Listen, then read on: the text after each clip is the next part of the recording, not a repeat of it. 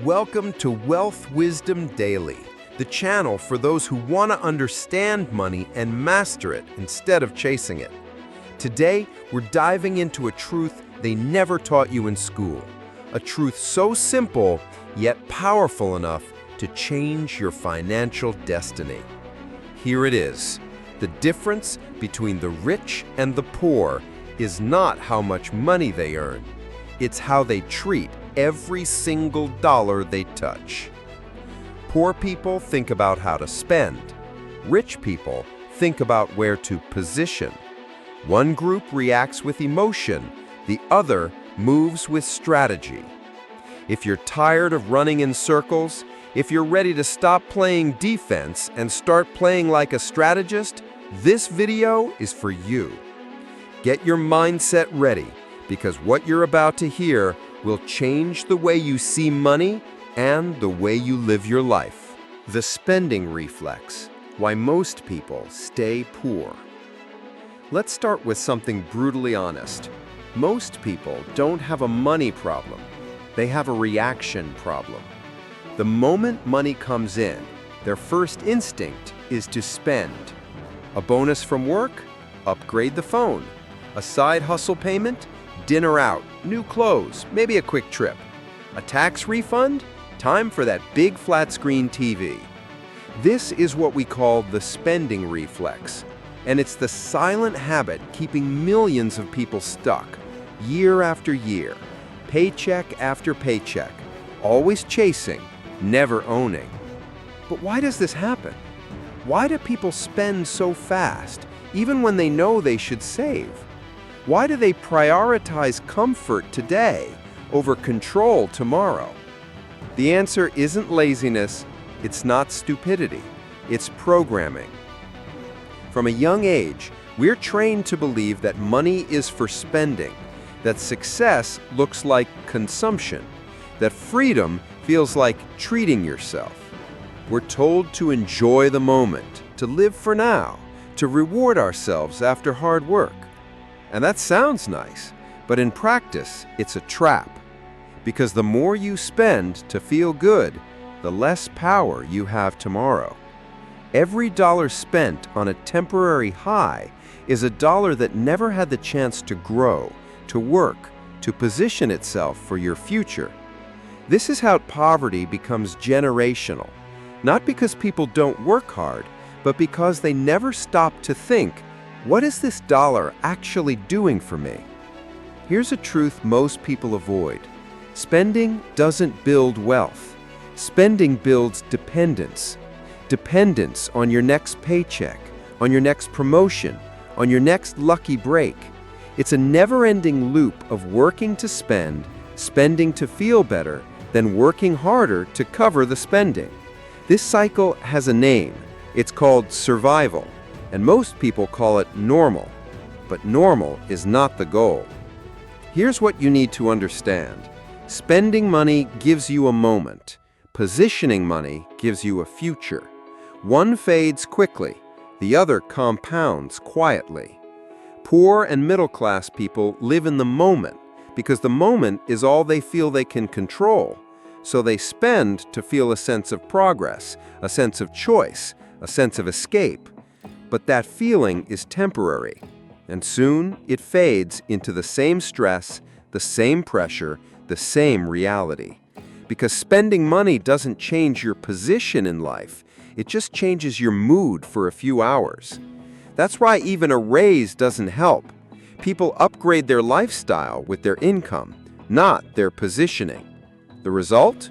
More income, more spending, still stuck. It's like pouring water into a leaking bucket. No matter how much you earn, it disappears. But here's the truth. Earning more is not enough if your first move is always spending. You don't rise by how much you make. You rise by what you do with what you have. So the question is not, how can I make more?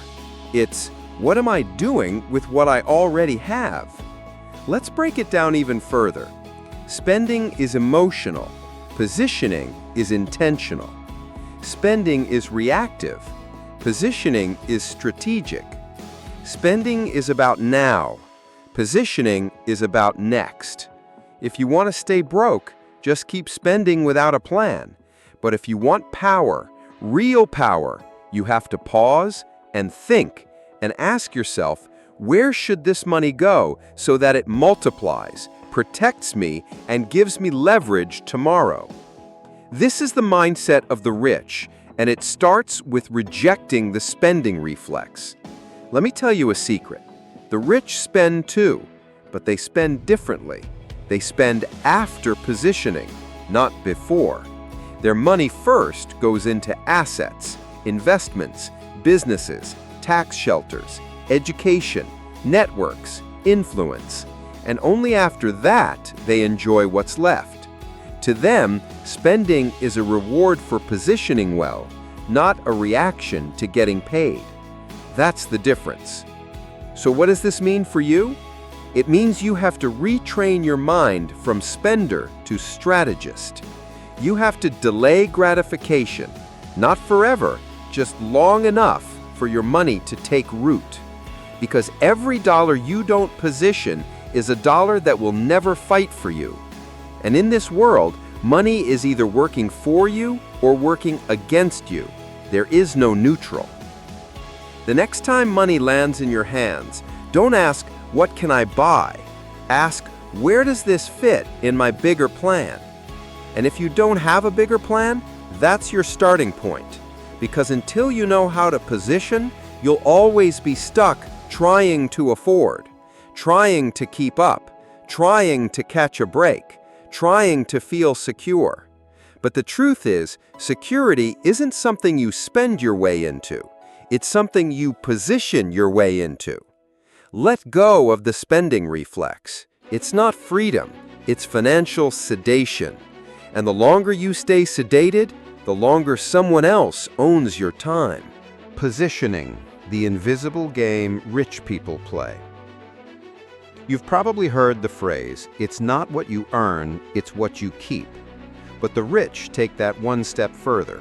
It's not what you keep, it's where you place it. Because money, like people, becomes powerful depending on where it stands. Let's make one thing clear. The rich don't just have money.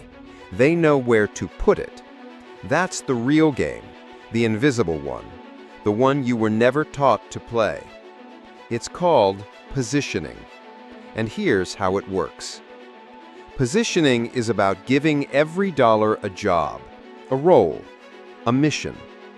It's looking at your money like a chessboard, not a shopping list. While most people spend their money to feel something, the rich position their money to achieve something. Let's pause here. Imagine your income as a troop of soldiers. If you send them out without strategy, they get lost. They fight meaningless battles. They don't return. But if you position them, if you assign them, protect them, strengthen them, they bring back territory. They expand your control. They win the war for your freedom. That's how the rich think. They don't waste dollars. They deploy them. Let's get practical. When a poor person gets paid, they think, what can I buy? When a rich person gets paid, they think, where should this money live so that it multiplies, protects me, or gives me control? This small shift in mindset is the difference between staying stuck and building legacy. Because here's the secret. Positioning turns money into power. And power isn't loud. It's quiet, strategic, invisible.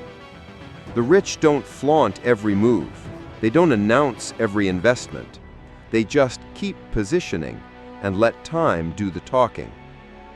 You might not notice it, but it's happening all around you. The apartment you rent, someone positioned money there. The franchise on your street, someone positioned money there. The platform you scroll every night, someone positioned money in that attention space, and now they own a piece of your time. Money is always being positioned. The question is, are you doing it for yourself or letting others do it at your expense? Now let's break this down deeper. There are three key principles of positioning the rich understand. 1. Position for growth. Every dollar must either work or learn. The rich don't let money sit still.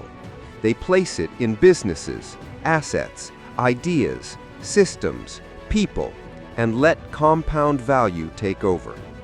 They know that time is the real multiplier, and the sooner money is positioned, the sooner it grows. 2. Position for protection. The rich don't just build, they defend. They use legal structures, trusts, corporations, insurance, tax codes, not to hide, but to protect what they've already earned. Because wealth without protection is wealth at risk. 3. Position for leverage. This is where the game changes entirely. Leverage means doing more with less. It's turning $1 into 10 without working 10 times harder. The rich buy control, not labor. They invest in systems, licensing, influence, equity. They'd rather own than work. Because once money is positioned well, it no longer needs their time to grow. This is why the rich get richer even when they're sleeping, because they've positioned their money to work harder than they do. Let's compare two people. Both earn $100,000 a year. One spends it on lifestyle upgrades, newer car, luxury vacations, designer clothes. They feel successful, but their position hasn't changed. The other positions that same $100,000 into a rental property, an index fund, a side business, and learning new skills. In 5 years, one has memories, the other has momentum. One bought comfort, the other built capital.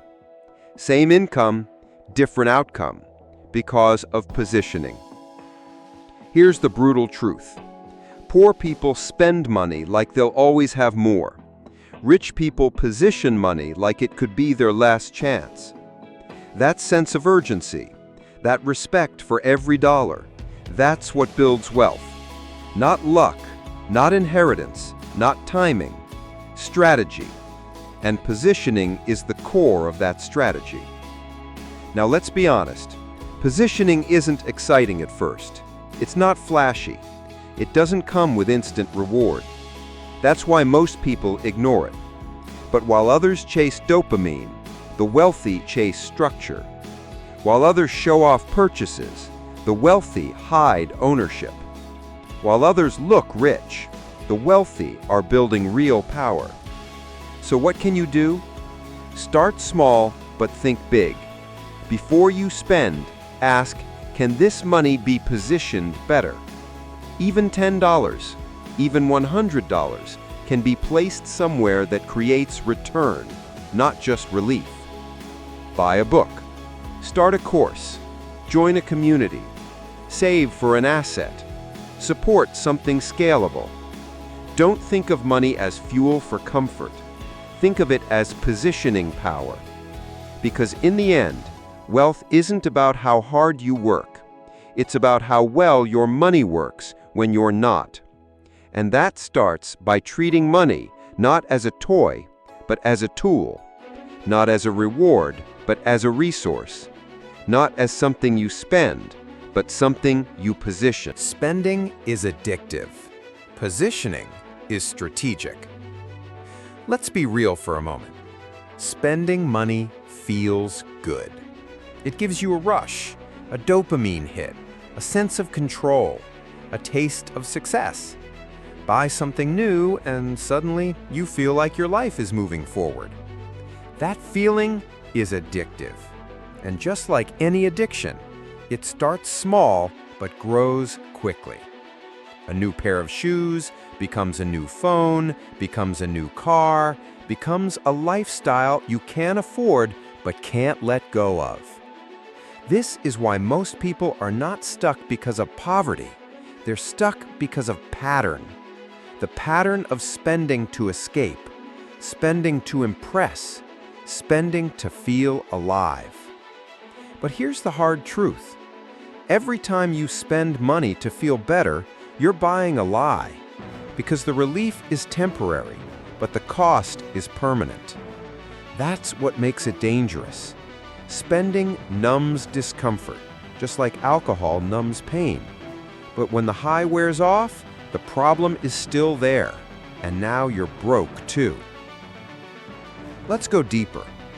Your brain is wired to love instant gratification. It rewards you for comfort, not for growth. So when you spend money on something flashy, your brain lights up. It feels like a win. But when you invest money in something that doesn't give immediate pleasure, your brain resists. Because there's no thrill in buying a book, no applause for funding a long-term asset, no dopamine rush from saving or delaying. This is the trap. Your brain rewards you for staying broke. It claps for short-term comfort and punishes long-term strategy. That's why most people don't position money, not because they can't, but because it doesn't feel good. But you weren't meant to live by feelings. You were meant to live by design. Spending is emotional. Positioning is intentional. Spending is reactive. Positioning is proactive.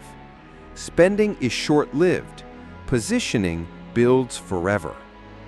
Ask yourself, how many times have you spent money not because you needed something, but because you needed to feel something? That's the cycle. Spend, smile, stress, repeat.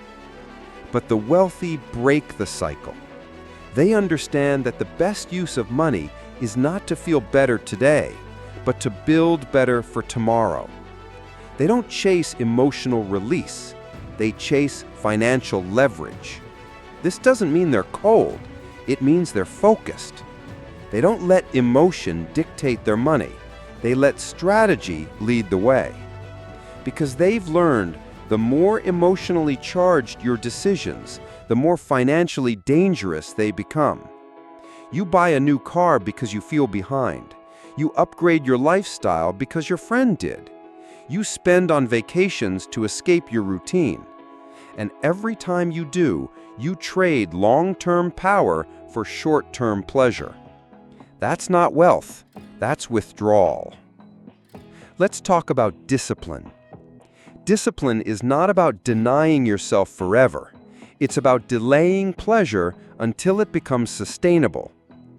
The rich don't say no to everything. They say not yet. They don't avoid comfort. They earn it through structure. They don't spend to feel free. They position to be free. That's the difference. Because freedom isn't found in the purchase. It's found in the power to walk away from it. Think of money like energy. Spending is like burning fuel for heat. It feels good in the moment, but leaves you cold tomorrow. Positioning is like planting seeds. It takes time. It's slow. But one day, you'll have a forest. A forest that provides shelter, food, security, and legacy. But only if you stop burning and start planting. So how do you break the addiction? Step 1, awareness. Catch yourself before you buy out of emotion. Ask, why am I spending this money? What feeling am I chasing? Step 2, replacement. Redirect that money into something with purpose. Books, courses, savings, investments, mentorship, ideas. Anything that grows, not just glows. Step 3, reward the right behavior. Celebrate when you position well, not just when you spend well. Train your brain to value progress over pleasure. Because when you change what feels good, you change what you chase. You stop chasing things and start chasing positioning. And that's where everything shifts. You don't have to become a monk.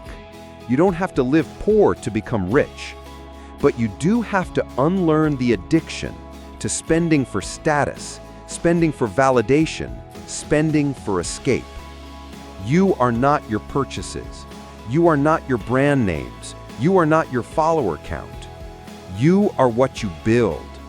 And what you build is determined by what you prioritize. Will you prioritize how something looks today or how it pays you tomorrow? Will you choose the rush of right now or the reward of years from now?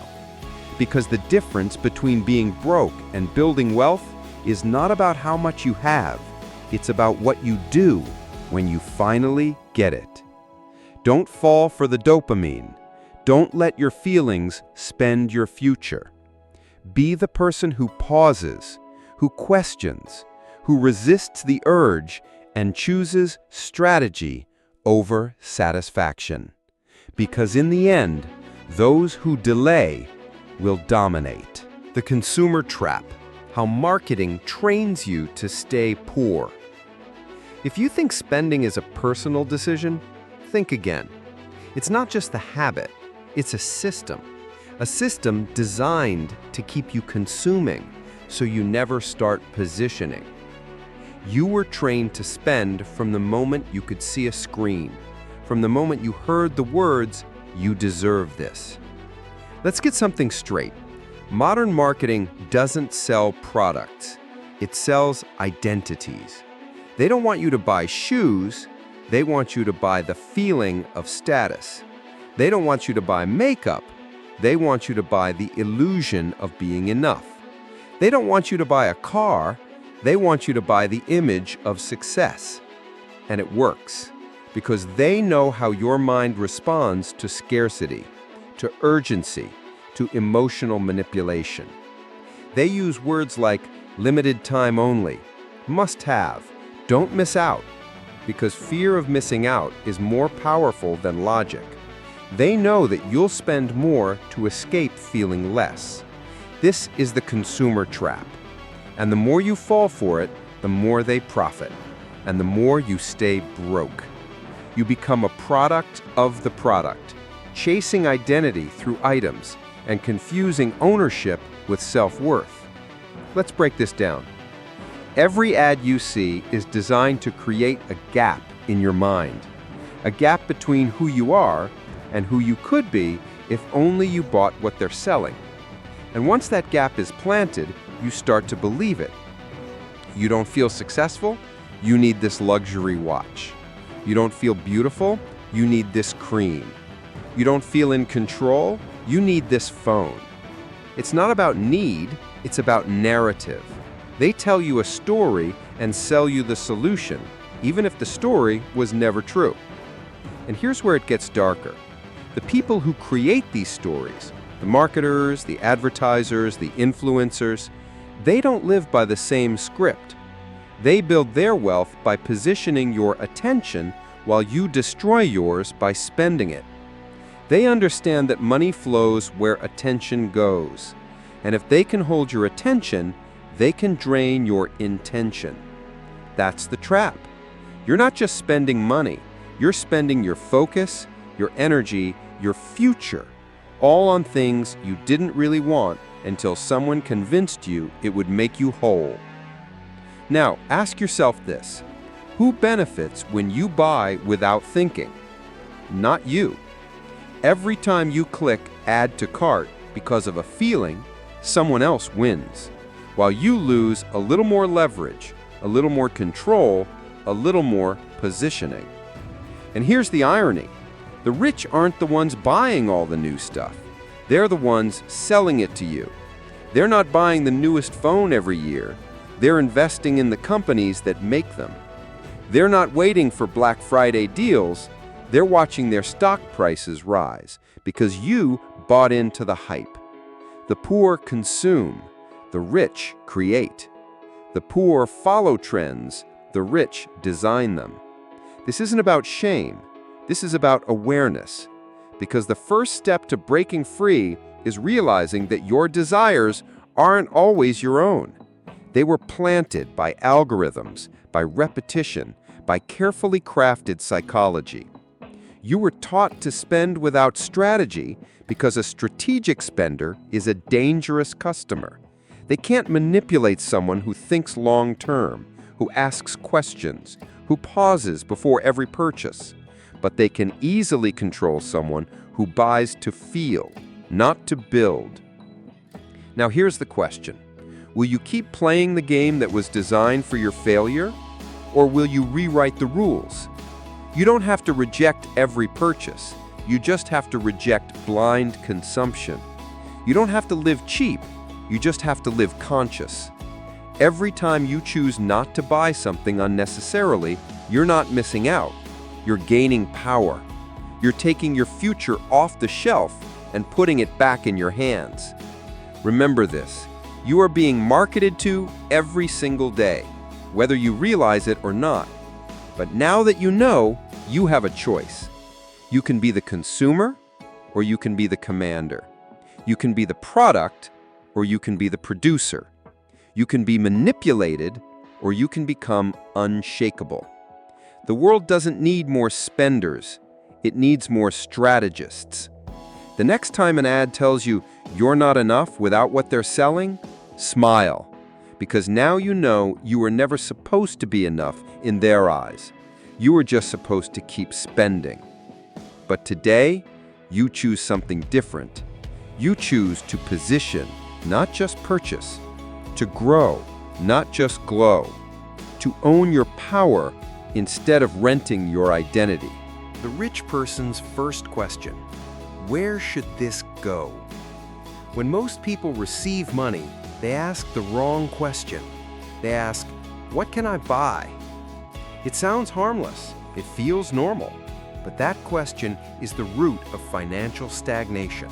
Because the moment you ask what you can buy, you've already decided to spend. You've already stepped out of strategy and into consumption. The wealthy don't think that way. Their first question is not what can I buy? It's this: where should this go? That one question changes everything. It shifts your mind from spender to strategist, from consumer to commander, from reactive to intentional.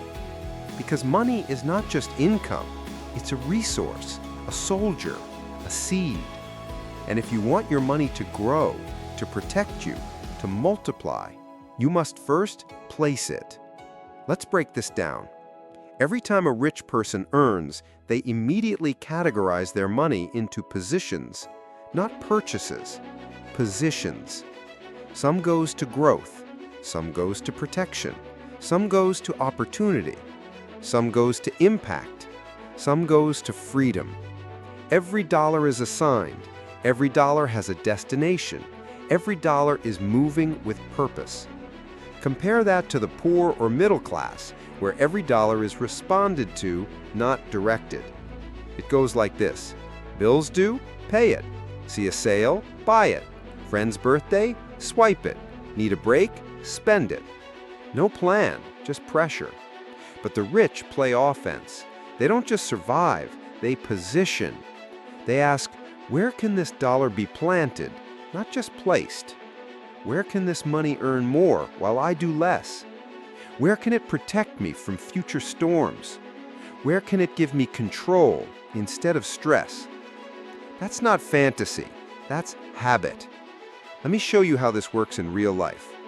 Let's say you receive $1,000. The average person sees it as spending power. The rich see it as positioning power. The average person might say, I can finally upgrade my phone, or time to take a quick trip. The rich person thinks, how can this $1,000 create more value than it costs? Maybe it goes into a dividend stock, a high-yield skill course, a small marketing test for a side hustle, a legal consultation to reduce future taxes, a tool that automates future income. Same money, different mission. And over time, that mindset compounds. While the poor are asking, what's next to buy? The rich are building a system where money never sits still. Because here's a secret. Money that sits dies. Inflation eats it. Time devalues it. impulse steals it. But money that's positioned becomes a force. It becomes your silent employee, your 24-hour worker, your ever-growing asset. Let's go deeper. The question, where should this go, requires you to zoom out. You can't answer it without a vision, a plan, a bigger picture. That's why most people never ask it. They don't have a financial map. They're just reacting to life as it comes. But the rich build before the storm. They don't wait until they need money to start thinking about where it should have gone. They already made that decision 10 years ago. That's why they seem calm, unshaken, lucky. It's not luck, it's placement. So how do you build this habit? It starts with a financial blueprint, a simple framework that answers every time money enters your life, where does it go? You might create categories like 10% knowledge, books, courses, coaches, your growth engine, 20% security, savings, insurance, emergency buffers, your safety net, 30% growth, investments, side income, scalable ideas, your future income, 10% contribution, giving, supporting, legacy, your impact, 30% lifestyle, living expenses, joys, freedom, your today. This is just one example, but the key is not perfection, it's intention. It's knowing that every dollar has a place, and that place is moving you forward, not just making you feel better. When you don't know where your money should go, it will always find somewhere to disappear. But when you assign it, when you control it, you begin to build financial gravity. And here's what's wild. Once you start positioning your money, it begins to attract more. Not because of magic, but because of momentum. Investors take you seriously. Opportunities show up. You feel more confident. You make better decisions. You stop panicking. Because you're not surviving anymore, you're strategizing. This is why the rich keep getting richer. They're not waiting to earn more. They're asking better questions. So here's yours. The next time you get paid, don't ask what you can buy. Ask where it belongs. Where can this money grow? Where can it protect me? Where can it multiply? Where can it give me time back? Where can it increase my options? And if you do this enough, one day you'll wake up and realize something incredible. You're no longer working for money. Money is working for you. Because you didn't treat it like a reward. You treated it like a resource, a tool, a servant. And now it serves you. All because you asked the question most people never do. Where should this go? Short-term relief versus long-term power. Every time you earn money, you're standing at a crossroads. To the left is relief. To the right is power. Relief feels good right now. Power feels distant, but it changes everything. The poor choose relief because it soothes the pain of today. The rich choose power because it rewrites the rules of tomorrow. And that one decision, over and over again, is what separates survival from sovereignty. Let's break it down. Short-term relief is emotional. It's buying something to feel better, to celebrate, to escape, to reward yourself, to numb the stress. It could be as simple as fast food or as big as a new car. The point isn't the item, it's the impulse. Relief is reactive. It says, I've worked hard, I deserve this, I need this. This will make me feel alive again. But what happens next? The bill shows up, the card is maxed, the savings are gone, and the pressure returns even stronger. So what do? You chase the next moment of relief. You work harder, you earn again, and you repeat the cycle. This is the poverty trap, not just financial, but psychological. You become addicted to moments instead of building momentum. Now, let's look at long-term power. Power is quiet, it's slow, it's invisible in the beginning. It's saying, I could spend this, but I choose to position it. It's skipping the new phone to buy your first share of stock. It's delaying the trip to fund your emergency account. It's learning a skill instead of swiping a card. It's boring on the surface, but unstoppable in the long run. Because while others are feeling better, you're becoming stronger. You're building a foundation, not just a feeling. Let's compare two people. Both get a $2,000 bonus. One says, "I deserve something nice," and books a luxury weekend. It feels amazing for 2 days, then it's gone. The other says, "This is seed capital," and uses it to start a small business, or pay for a valuable course, or invest in a cash flow asset. They see no reward for weeks, but 1 year later, they're making $2,000 every month from that choice. Relief gave pleasure. Power gave leverage. Here's the rule. Relief gives you peace for a moment. Power gives you options for a lifetime. And in life, options are everything. Options give you time, freedom, negotiation power, security, and confidence. The rich know this. That's why they make decisions that don't always look fun, but always build future control. The poor often chase the opposite, spending today, then struggling tomorrow, because they were never taught the difference between comfort and control. Comfort is a couch. Control is owning the house. Comfort is a vacation. Control is never needing permission to take one. Comfort is a night out. Control is not worrying about next month's rent. And here's the trap. Society celebrates comfort, not control. It rewards people for looking successful, not for building silent power. You'll get more likes for your shoes than your savings, more praise for your car than your cash flow, more attention for spending than for strategizing. But don't let that fool you. The goal isn't to look rich. The goal is to own your future. And that comes from choosing power over and over when no one is clapping for you yet. Now here's the hard part. Relief is easy because the results are immediate. Power is hard because the rewards are delayed. But think about this. If you keep choosing relief, what's really being delayed is your freedom. So how do you start shifting? You create a pause between money and motion. Before you spend, ask, is this relief or is this positioning? If it's relief, pause and ask again, is there a better place this money could go that gives me more power in the future?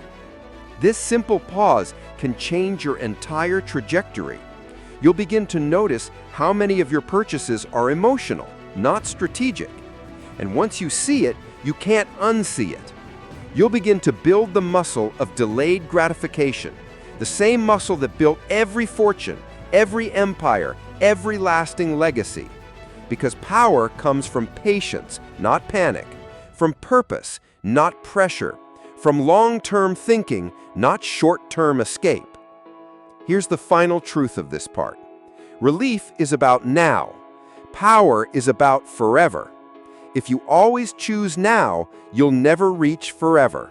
But if you can choose forever just a few more times than you choose now, you'll rise, faster, stronger, and freer than you ever imagined. So the next time you get paid, or feel stressed, or want to reward yourself, ask the question that wealthy people ask every day. Is this giving me short-term relief or long-term power? Then choose, not based on feeling, but on future. You're not poor because of income, but because of allocation. Let's challenge one of the most common beliefs about money. A belief so deep, it controls how millions of people think, act, and feel. That belief is this: if I just made more money, I wouldn't struggle. Sounds logical, right? But here's the truth. Most people are not poor because they don't earn enough. They're poor because of how they use what they earn. Let that sink in. It's not about income, it's about allocation. Because no matter how much money you make, if you don't control where it goes, it will always disappear. Let's break this down. Imagine two people. Both make $60,000 a year. One ends the year in debt with no savings and no progress. The other ends the year with $10,000 invested, $5,000 saved, and new skills that increase their value. Same income, different outcome. Why? Allocation. Because money is not what makes you wealthy. Direction is.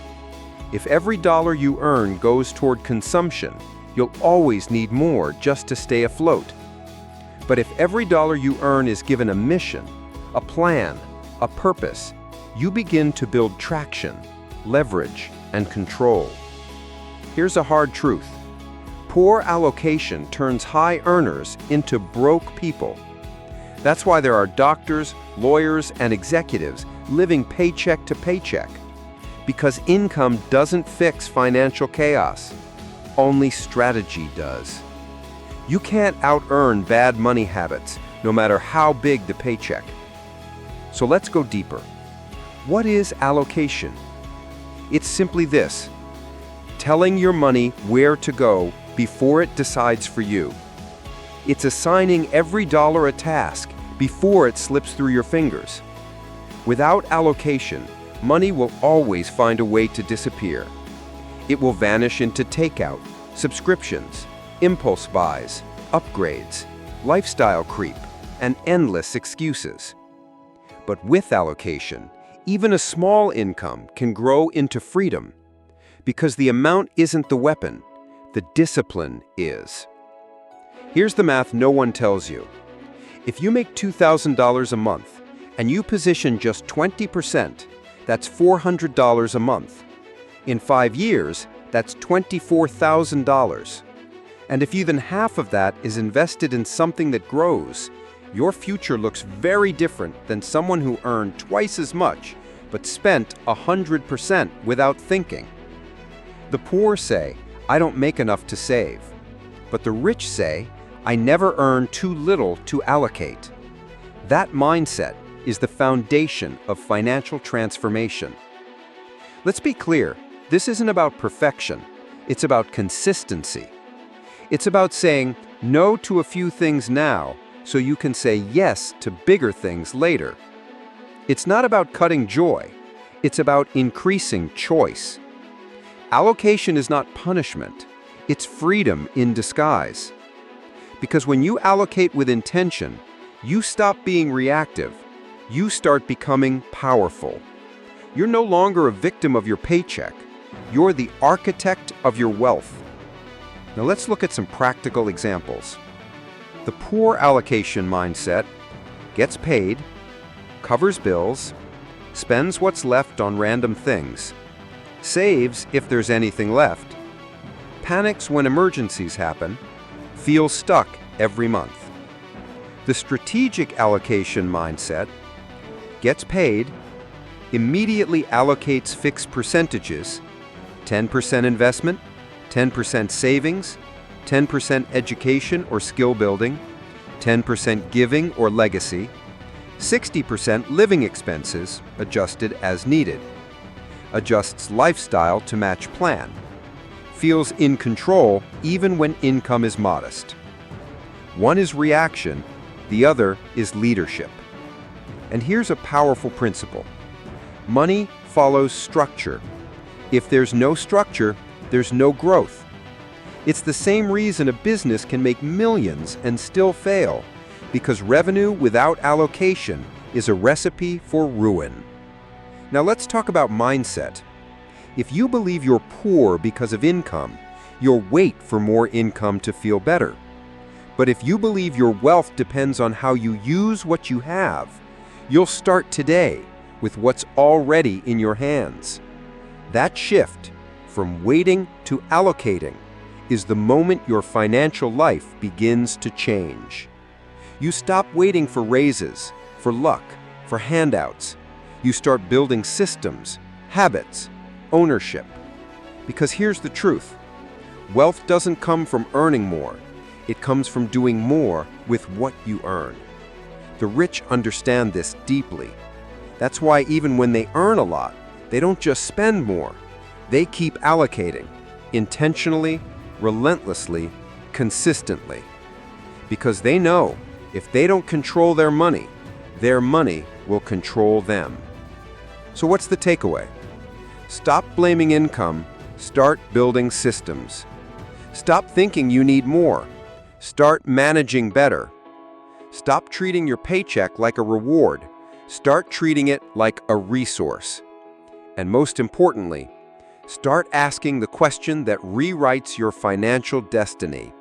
Not how much do I earn, but what do I do with what I have? That one shift will move you from stress to strength, from survival to strategy, from wishing to wealth. The positioning pyramid, levels of wealth thinking. Not all money thinking is equal. There are levels, and most people never move beyond the first one. That's why some stay stuck for life, while others rise and rise, even when they started with less. The difference is not just what they earn, but how they think about positioning. So let's explore the framework I call the positioning pyramid. There are 5 levels, each one building on the last, each one requiring a shift in mindset, not just in money, but in identity. If you understand these levels, you'll see exactly where you are and exactly how to rise. Let's begin at the bottom. Level 1, consumption thinking. I have money, I spend it. This is where most people live. They trade money for emotion, relief, excitement, status, distraction. It's paycheck in, purchase out. No pause, no plan, just pattern. Every dollar is a short-term transaction, not a long-term tool. This is survival mode, where comfort is king, but tower is out of reach. At this level, positioning doesn't exist, only consumption. The sad part is, you can earn 6 figures and still live here. Level 2, saving thinking. I should hold on to my money. This level feels smarter, but it's still limited. Here, the goal is to not lose, instead of to multiply. People at this level learn to say no to spending, but they stop at saving. They put money in a bank and feel secure, but in reality, their money is being eaten by inflation, doing nothing but sitting. They've moved from reaction to caution, but not yet to strategy. They fear risk, so they avoid growth. This level is where people feel safe, but not free. Because you can't save your way to wealth, you must learn to position. Level 3, investment thinking. Let my money work for me. Now things change. At this level, people stop asking, how can I earn more? And start asking, how can this money earn while I sleep? They buy assets, stocks, real estate, index funds, small businesses, digital products. They understand risk, and they manage it.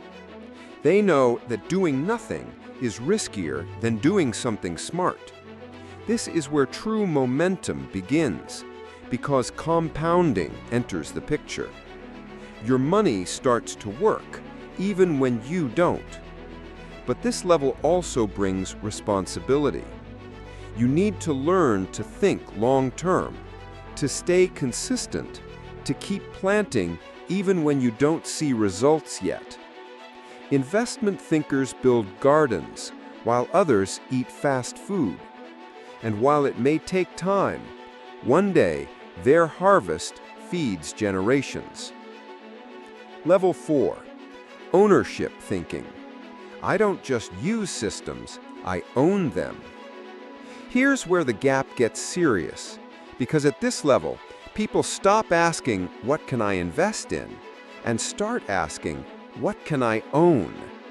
They create, they build, they start companies, they buy equity, they control systems, they influence others, they own intellectual property, they build audiences, brands, and platforms. They understand this truth. If you don't own, you are always renting power. At this level, positioning becomes exponential. One business can fund multiple investments, can create more ownership, which creates more leverage, which buys back more time, which creates more clarity, which attracts more wealth. It's not magic, it's intentional structure. Level 5, influence thinking. My positioning shapes markets. This is the highest level, and very few reach it. Here, money is not the main focus anymore. Impact is. These individuals think in terms of systems, industries, legacies, movements, generations. Their positioning is so strong, it creates wealth for others, not just themselves. They are the ones behind the tools, the networks, the platforms that others use. They shape culture, mindset, opportunity by design. Their name becomes a symbol. Their ideas become frameworks. Their wealth becomes infrastructure. Think of people like this. They don't ask, how much can I earn this year? They ask, what will my decisions mean in 30 years for people I've never met? Their leverage is infinite because they position themselves not just as owners, but as architects of the future. So where are you? Are you still in consumption thinking? Are you stuck in saving thinking? Have you entered investment thinking? Are you beginning to think in terms of ownership? Or are you climbing toward influence? There is no shame in where you are, only danger in staying there too long. The goal is not to rush to the top. The goal is to rise with awareness. Each level demands new questions, new disciplines, new perspectives. And you can't skip the steps. You can't reach ownership unless you've mastered investment. You can't sustain influence unless you've built solid ownership. The climb is real, but so is the reward. Because with every level you rise, you gain more of the only thing that truly matters: power to choose. To choose how you live, where you go, what you give, who you become. Final thought. The pyramid doesn't just represent wealth. It represents freedom of thought. And positioning is how you rise one decision at a time, one habit at a time, $1 at a time. Because wealth isn't just about more money, it's about better positioning. And now you know the map. The only question is, are you willing to climb? How the rich use taxes, assets, and leverage. Let's expose one of the biggest myths in society. The idea that the rich are rich because they earn more. That's only partly true. Yes, they often earn more, but that's not the real reason they stay rich. They stay rich because they play a different game with the money they earned. They don't just collect money, they position it through taxes, through assets, and through leverage. These three tools, taxes, assets, leverage, are the silent engines behind generational wealth. If you don't understand them, you'll always wonder why you work harder yet still fall behind. So let's break them down one by one. Taxes. The rich play by the rules most people ignore. Here's a harsh truth. The poor and middle class pay taxes on what they earn. The rich pay taxes on what they choose. Because the system doesn't reward earning, it rewards positioning. When you work a job, your income is taxed before you even touch it. It's automatic. You earn, you pay, you survive. But the rich set up structures, entities, corporations, trusts, holding companies. They earn through these structures, which means they can deduct expenses before paying taxes. They can reinvest before being taxed. They can defer taxes. They can reduce taxable income legally, intentionally, strategically. It's not cheating, it's planning. Poor people fear taxes. Rich people understand them and position accordingly. The rich use the tax code as a map, not a monster. They ask, what behaviors does the government reward? Then they align their money with those behaviors. Invest in housing? Tax breaks. Create jobs? Tax breaks. Build infrastructure? Tax breaks. Start companies? Tax breaks. Meanwhile, most people never even ask. They just accept the deduction from their paycheck and move on. That's not strategy, that's surrender. If you want to grow, you must treat taxes not as punishment, but as a positioning tool. 2. Assets. The rich don't work for money, their assets do. The poor earn money, then spend it. The middle class earn money, then save it. The rich earn money, then buy assets, because assets are the only things that pay you back. Assets are rental properties, dividend stocks, royalties, digital products, intellectual property, businesses, licensing deals, ownership in scalable systems. Here's the rule. If it doesn't pay you while you sleep, it's not an asset. It's a liability. The rich know that income is limited, but assets are infinite. They don't just buy things, they acquire cash flow. A poor person buys a car. A rich person buys a car rental business. A poor person buys clothes. A rich person buys shares in the company that sells those clothes. A poor person buys luxury. A rich person buys the license to profit from it.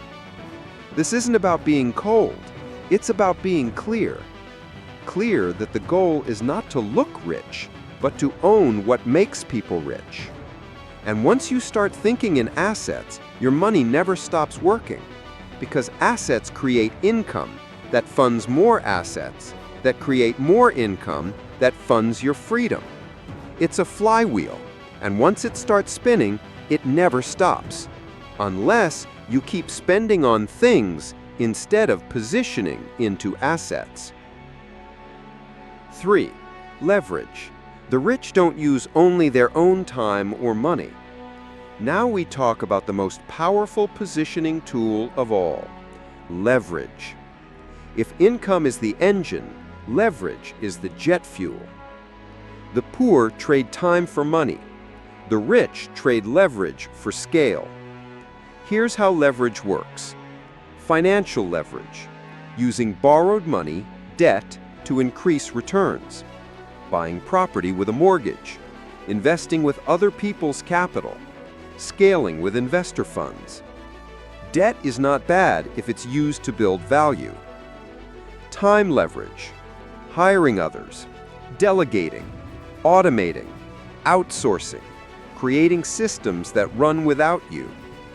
Technology leverage, building apps, websites, digital products, courses, content that scales infinitely without more effort. Social leverage, partnerships, audience trust, brand influence, network access. The rich ask, how can I get 10x output without working 10x harder? That question is everything. Because hard work is admirable, but it has limits. You only have 24 hours, but leverage removes that ceiling.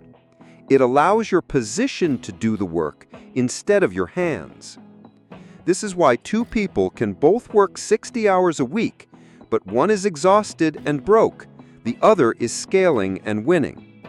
It's not the hours, it's the model. The poor are told, work harder. The rich are taught, position smarter. Final truth. The rich don't just use money, they multiply it. They do it through tax intelligence, through asset acquisition, through leverage stacking. Each tool builds on the other, and together they form a machine that never sleeps. You don't need millions to start. You just need to change the question. From how can I earn more to how can I position better? From what do I need to buy next to what can I own, use, or build that pays me forever? Because in the end, money is not about effort, it's about positioning. And positioning is not about being lucky, it's about being aware. Aware of how the game works and committed to playing it better. So ask yourself, are you still working for money? Or are you finally learning to position it to work for you? Because the rich don't just hustle harder, they play smarter. And now, so can you. Stop trying to look rich. Start thinking like the rich. Let's face a hard truth that nobody likes to hear. Most people don't want to be rich. They just want to look rich. And that difference is exactly why they stay broke. Because trying to look rich is one of the fastest ways to guarantee you'll never actually become rich. It's the trap of modern society, the illusion of wealth without the substance. We live in a world where image is everything, but ownership is nothing. People are leasing cars they can't afford, wearing designer clothes with no investments, posting photos in hotels they don't own, flexing for likes while drowning in debt. And somehow, that looks like success. But here's the reality. The rich don't care about looking rich. They care about building control. While the poor chase status, the wealthy chase structure. While the poor show off purchases, the wealthy accumulate positions. Because the rich understand true power doesn't need to be loud. Let's break this down. Looking rich is about spending. Thinking rich is about positioning. Looking rich is emotional. Thinking rich is strategic. Looking rich is fast. Thinking rich is patient. Looking rich gets attention. Thinking rich builds freedom. Now ask yourself, what are you really chasing? Is it the applause of strangers? Or the ability to make choices without asking for permission? Because one leads to likes, the other leads to legacy. And you can't have both until you pick one first. Let's talk about the psychology behind this. When people grow up around lack, around scarcity, around not enough, they often crave validation. And the fastest way to feel valuable is to be seen, to be noticed, to look like you made it. That's where the spending starts. But here's the trap. Validation is rented. Ownership is earned. Every time you buy to impress, you give away future power for temporary attention. You're feeding the image while starving the empire. And worst of all, you're training your mind to believe that wealth is about perception instead of position. Meanwhile, the truly wealthy are silent builders. They wear simple clothes, drive modest cars, live in houses that don't scream for approval. Because their wealth isn't in what you see, it's in what they own and how they think. Let's go deeper. When you look rich, you're constantly reacting to the opinions of others. But when you think rich, you're constantly designing your financial life. When you look rich, you spend to feel superior. When you think rich, you invest to become sovereign. Sovereignty means no one can fire you, no one can evict you, No one can control your time because you've positioned your money to serve you, not to impress them. Here's a mindset shift. Wealth is quiet. Debt is loud. The man shouting at the club, showing off watches and chains, might not have a single asset to his name. The woman with the six-figure bag might be one emergency away from collapse. But the one who walks in, silently, confident, clear, focused, they're often the ones who own the building you're partying in. They understand that while everyone is trying to be seen, the real power is in owning the room, not showing off in it. Let's talk practical. How do you stop trying to look rich? You start asking better questions. Not, will they be impressed? But, will this move me closer to freedom? Not, how will this look on Instagram? But, how will this look in my net worth statement? Not, can I afford this right now? But, what will this cost me in 5 years? You replace your pride with positioning. You replace your ego with equity. You replace your craving for status with your craving for control. This doesn't mean you have to live cheap. It means you live strategic. You can still enjoy life, but you earn a right to spend after you've positioned, not before. The rich don't deny themselves joy. They just structure their joy after they've secured their base. They don't buy from emotion. They buy from alignment. Their money doesn't leave their hands without a mission. And if that mission is just to look successful, it fails the test. So what's the shift?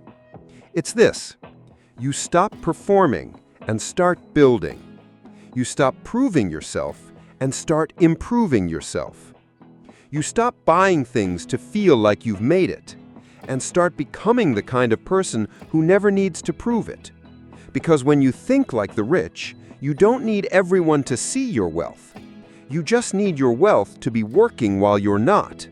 You need your assets, your systems, your skills, your equity, all positioned, all growing, all quietly creating power in the background. That's what matters. Not the label on your clothes, but the label on your portfolio. Not the car you drive, but the future you're driving toward. Not the dinner you posted, but the business you own. So here's the challenge.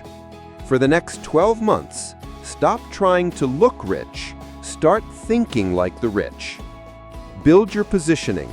Delay the performance. Design your wealth like an architect, not an actor.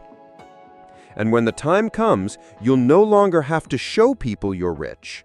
They'll feel it in your choices, in your freedom, in your peace. Because real wealth doesn't shout. It moves in silence and speaks through power. Rewiring your mind, shifting from spending to strategizing. If you want to change your money, you have to first change your mind. Not your job, not your income, not your luck, but your thinking. Because your financial reality is simply a reflection of how you've been taught to think about money. And if that thinking is based on spending, you will always be reacting, never leading. But if you can rewire that thinking from spending to strategizing, everything changes. So how do we begin? Let's start here. Most people don't have a money problem. They have a pattern problem. They've built habits around earning and spending, but never around planning and positioning. Money comes in, they feel pressure, they feel impulse, they feel emotion, and without a strategy, they do what's easy. They spend. This reaction becomes a routine, and that routine becomes their reality. The first step to wealth is to break that loop, not with more effort, but with more awareness. Because you can't change a pattern you don't notice. So let's raise the mirror. Let's bring the unconscious into the light. Ask yourself, when money hits your account, what's the first feeling? Excitement? Urgency? Relief? Anxiety? Do you have a plan before money comes in, or do you make decisions after it arrives? Do you spend to solve problems or to escape them? These questions matter because you can't build wealth with reactionary behavior. Wealth demands design. So here's the mindset shift. Stop asking, what can I do with this money? Start asking, what should this money be doing for me? That one question moves you from being the labor to being the leader, from the spender to the strategist, from the consumer to the commander. Let's talk rewiring. Your brain is built for patterns, but patterns can be rewritten. And the tool for rewriting is intention. When you spend, pause and ask, what's the purpose of this? Is it solving a problem or just soothing a feeling? Is it building wealth or blocking it? That pause, that awareness, is the beginning of strategy.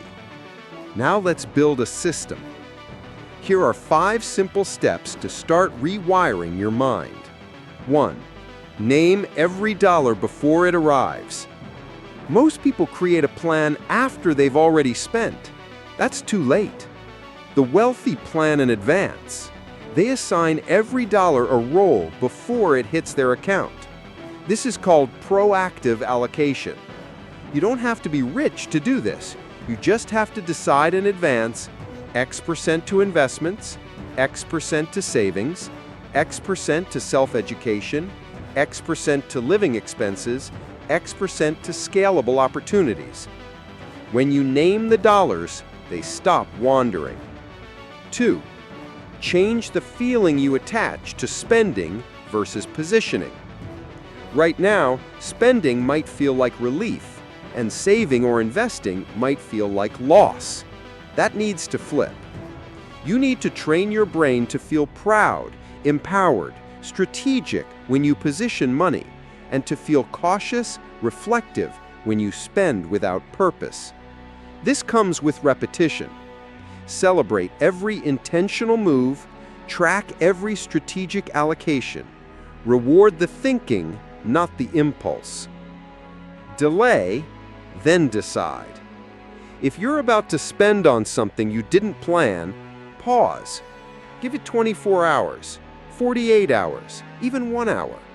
That small delay creates space for reason to return. In that pause, ask, will this make me stronger or just feel better? Is this a seed or a distraction? What's the opportunity cost of this decision? You'd be shocked how many must-haves turn into never-minds after one day. Create a money vision statement. Yes, a vision statement. Not for your life, but for your money. What's the role of money in your life? Is it just to survive or to create impact, freedom, generational security? Write it down. Because if you don't define it, the world will define it for you, and their version will keep you spending instead of building. And let's talk audit. Every week, but not just your budget. Don't just look at where your money went. Ask deeper. How did I feel about my money this week? Did I act from fear or from purpose? What decisions moved me closer to freedom? This is how you train emotional intelligence with money, not just mathematical intelligence, because money is more emotional than logical. But strategy brings both into balance. Now let's zoom out.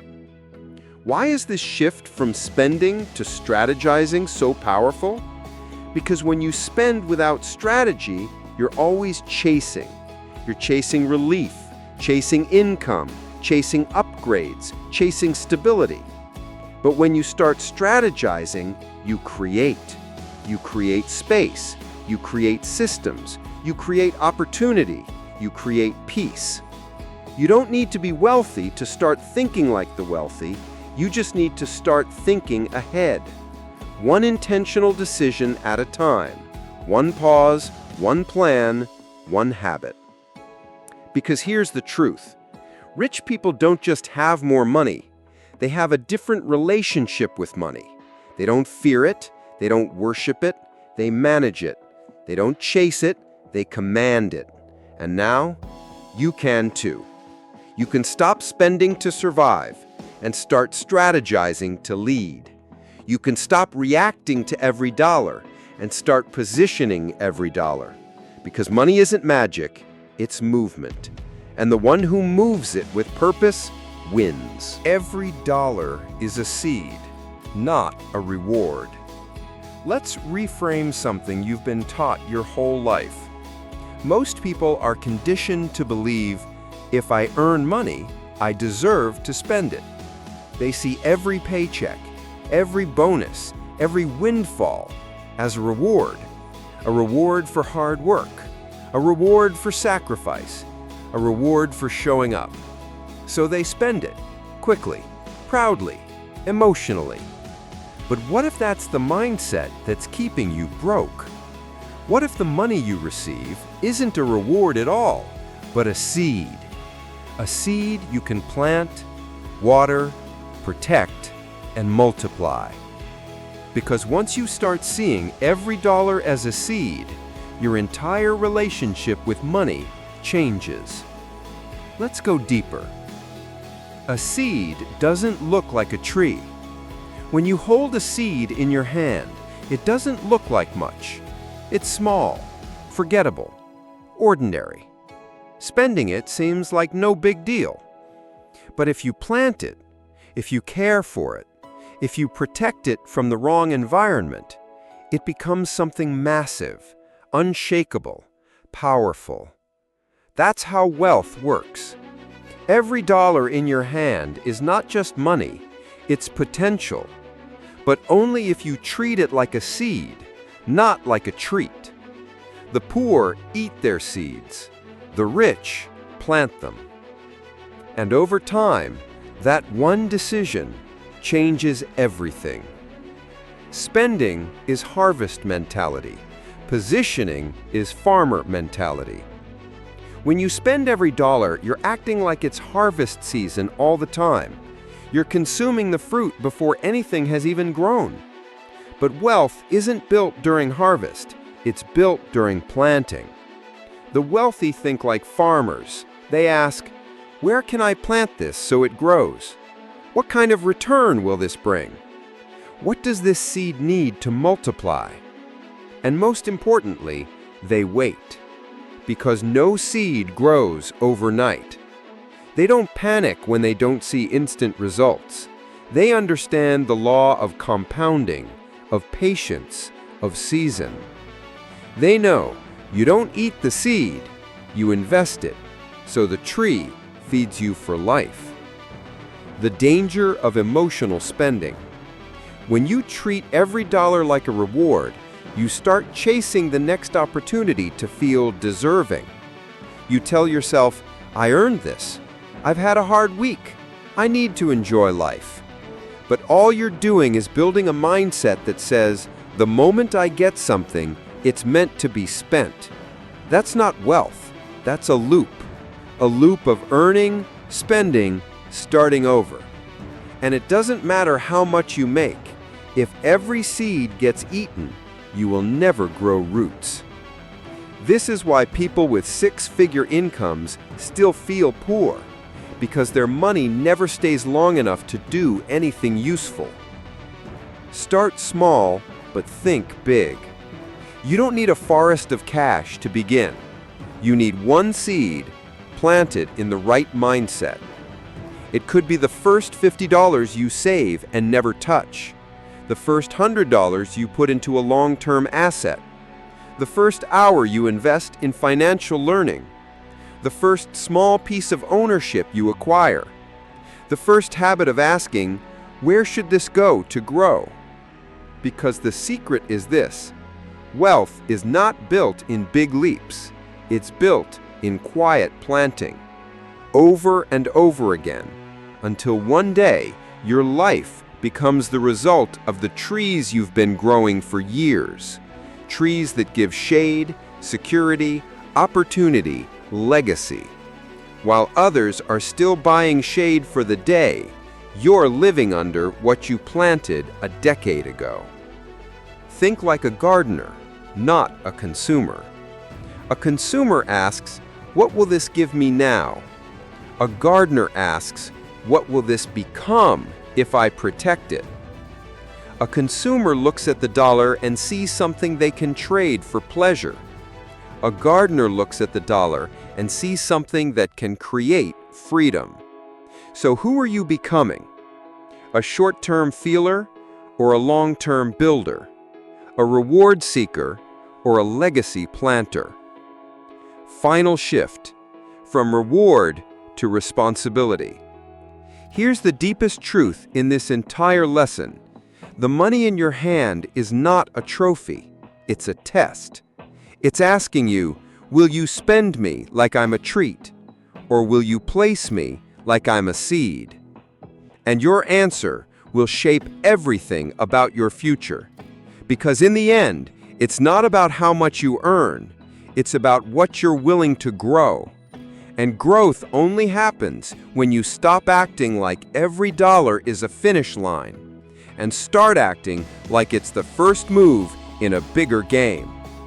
So the next time you get paid, pause.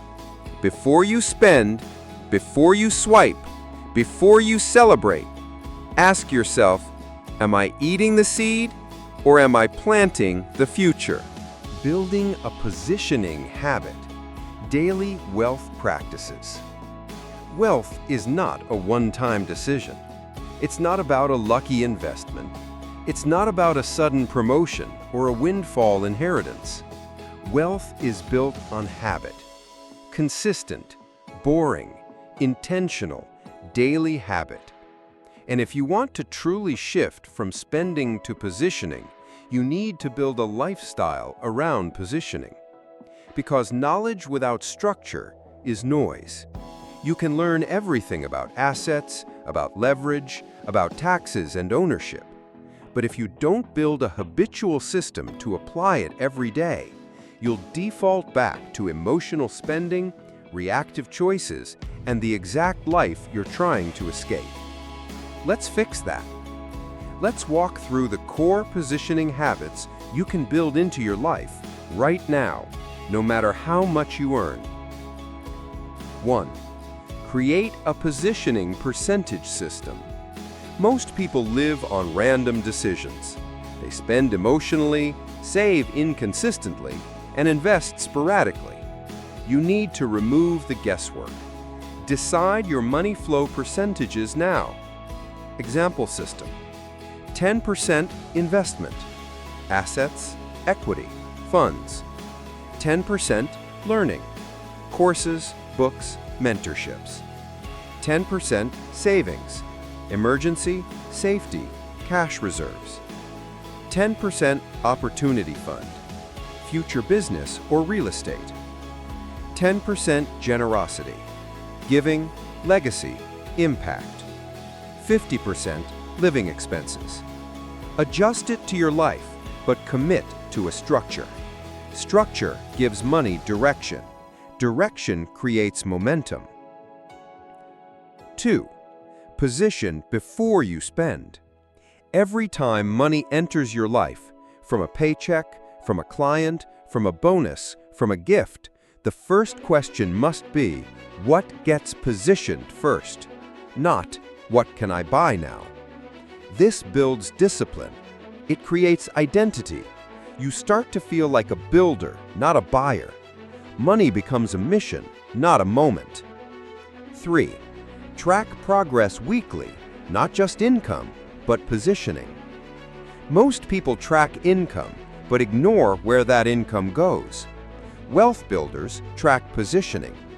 Each week, ask yourself, how much did I invest? What skill did I grow? What asset did I build? What leverage did I create? Make a simple table. No need for complex spreadsheets, just a notebook with 4 columns. Earned, positioned, learned, multiplied. Fill it in once a week. You'll be shocked how fast you shift, because what you track, you improve. 4. Daily education. Feed the wealth brain. Spend at least 15 to 30 minutes a day learning something that increases your earning power and your positioning clarity. That could be reading one chapter from a financial book, listening to a podcast on wealth thinking, watching an expert break down investment strategy, studying how the tax code works, learning business models and cash flow systems. Why? Because money doesn't grow in your bank account. It grows in your mind first. The more you understand, the sharper your positioning decisions become. 5. Train emotional resilience. Don't spend from feeling. Every day, you'll be tempted to spend emotionally. Stress, boredom, loneliness, comparison, ego. Those are the enemies of positioning. Build the daily practice of pausing.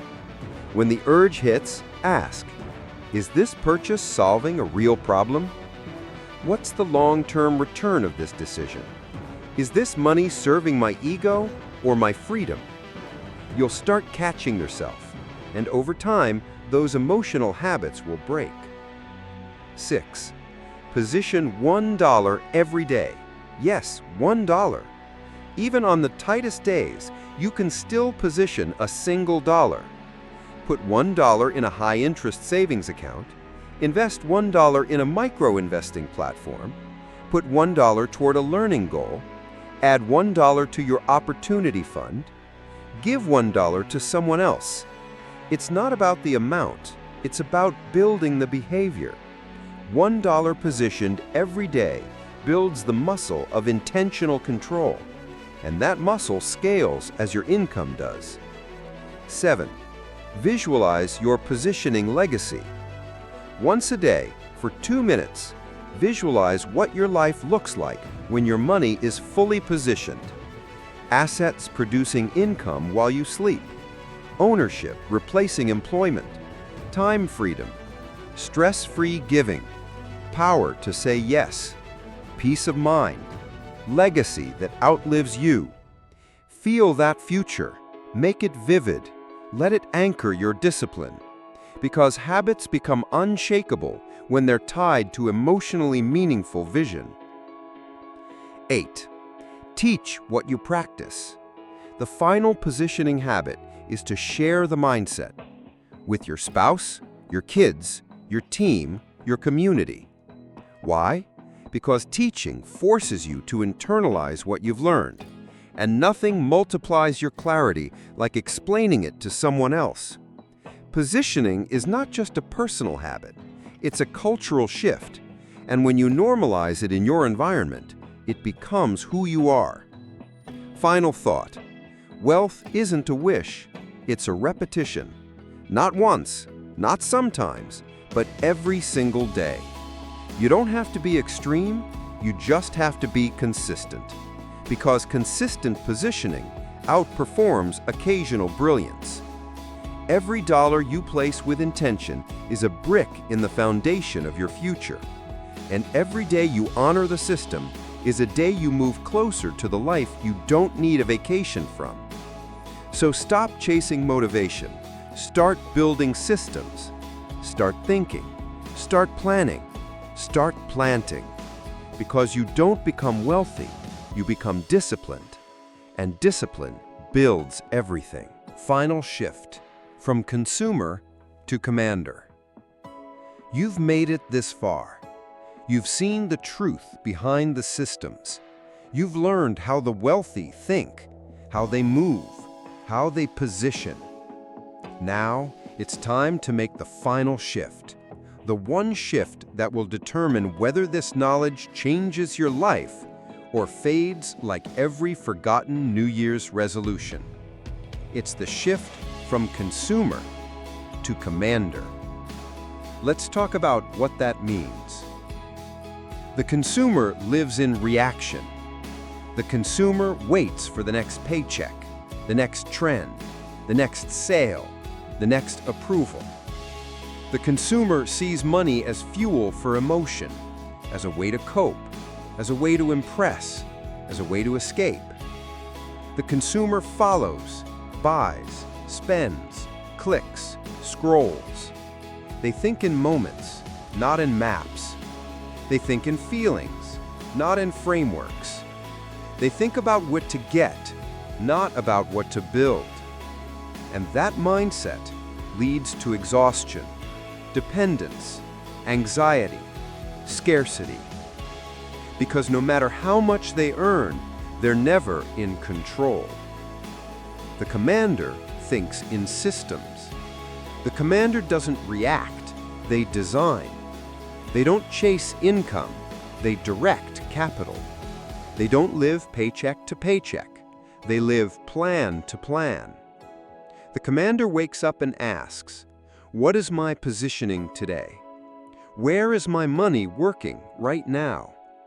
What seeds am I planting for 5 years from now? What leverage am I building that multiplies my impact? They're not moved by sales, by trends, by social pressure. They're moved by strategy, by purpose, by clarity. And they know real power doesn't come from what you buy. It comes from what you build. Why this shift matters now?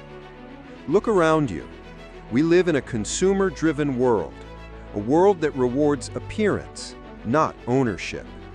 But that world is fragile, and the moment you stop consuming, it stops controlling you. Because the truth is, the entire system was built to keep you reacting. Reacting to fear, reacting to status, reacting to media, reacting to pressure. But you weren't meant to react. You were meant to command, to design your financial destiny, to build income that outlives your time, to create value that doesn't rely on your presence, to own things that cannot be taken from you. This isn't just about being rich, it's about being responsible for your future, your family, your freedom. What the commander knows that the consumer doesn't. Not every dollar is meant to be spent. Some dollars are meant to grow, to protect, to scale, to buy time. Not every opportunity is visible. Some of the best moves are quiet, private, long-term. Not every asset is physical. Skills are assets. Networks are assets. Discipline is an asset. Clarity is an asset. Not every investment is financial. Some investments are in your character, your habits, your mindset, your health, your ability to lead others. Because a strong mind in a weak financial system still wins, but a weak mind in a rich account still fails. The real flex is quiet power. The consumer flexes with clothes, cars, photos, lifestyle. The commander flexes with silence, with options, with security, with peace. The consumer needs to show it.